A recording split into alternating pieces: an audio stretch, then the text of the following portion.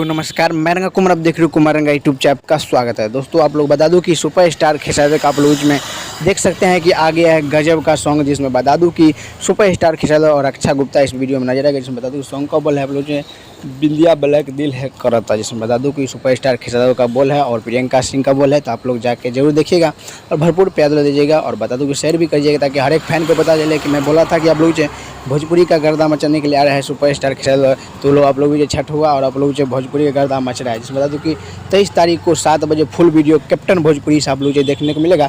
तो आप लोग जाइएगा और जिसमें बता दूं कि गीत कृष्णा बेदर्दी और म्यूजिक भी कृष्णा बेदर्दी दिया है। तो हो सकता है ये प्रेम के पुजारी का सॉन्ग हो, क्योंकि साड़ी जैसा पहना है वैसे लग रहा है जो प्रेम के पुजारी का सॉन्ग है।